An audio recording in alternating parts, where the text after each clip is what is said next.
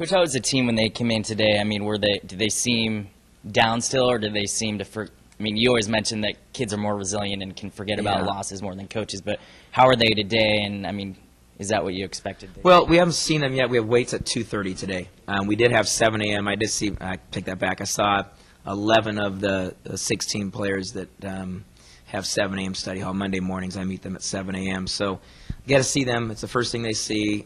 We did grade checks, and so I think the first thing this morning was, oh, here we go, which is academically, you know, here's the grade checks you have to have. Let's meet with professors because we have so many games off the road. I didn't sense anything positive or negative because at 7 a.m. we pretty much get the same look out of their face no matter what has happened at 7 a.m. for the previous 3 months or 4 months since we've been doing 7 a.m. study hall. So at this time it's hard to tell. We get them in they'll get through the weight training, and I think that it's nice because they'll get through weight training about 45 minutes. We'll meet about 3:15 today.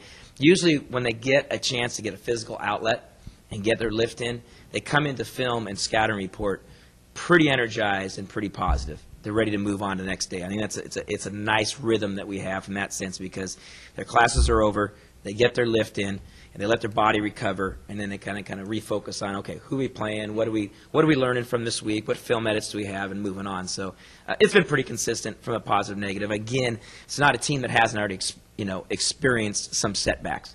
You know, it was not like we were coming in 18-0 and we lost 2 games this weekend. You know, this team has already gone through some trials and tribulations, and we continue to kind of emphasize, have we improved?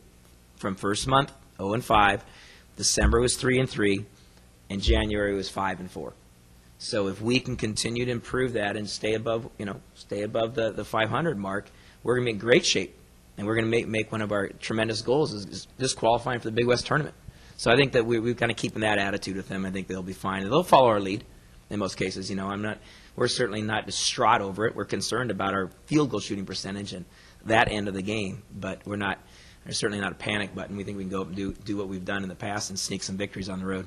So you start Thursday with Davis. Plus side, you know, you played these teams already. Yeah. You beat them at home, though it was pretty close at the end. Oh, yeah. A lot closer than I'm sure you would have wanted. But just kind of talk about, you know, you already seen Davis once. Mm-hmm. What's kind of the focus this week in getting ready for that game? Well, there's one real big concern with Davis, and the fact that Davis has one of their top players, if not their real go-to guy, their starting point guard, Mark Payne, is a 6'6" point guard, was out our game, had a separated shoulder, and has reemerged back into their lineup. So they're 4-4, and they're sitting right behind us with that redemption game in their eyes. So a big concern for them. They also have the 6'10" and 6'8", 6'10" Calgary kid, the 6'8" Harden kid, and then even Welch, the freshman, knocked down 20 points or something against us last time. They're 13.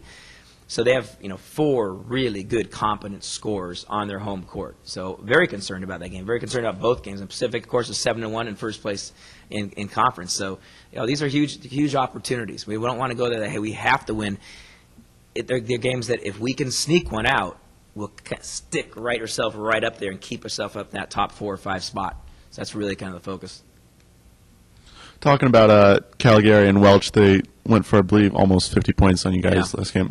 What are you guys going to try to do defensively? Are we going to see some of that zone that you've been Well, using? they're hard to team to zone. We've zoned them a little bit. We have difficult time zoning teams that have a mobile 4, a 4-man that can step out and shoot. It's connecting the dots and having to guard 4 in the perimeter is very hard for us. So we probably will look at more man-to-man. So hopefully they'll get a chance to watch this tape and know that we are going to man. But I don't think it's any surprise that we're a type of team that's got to go back and forth between defenses and try to go and keep them off balance with that. And most games we go in with a game plan, but we're not married to it unless we feel like there's a foul situation or something that really merits it. So we'll dabble both ways, man and zone. But on their home court, a lot of teams, it's difficult to zone.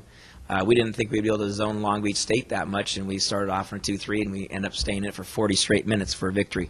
So you go in with a game plan, you adjust 5 to 10 minutes into it, you go into halftime and really make your adjustments to find out what can you really do to pull out the game.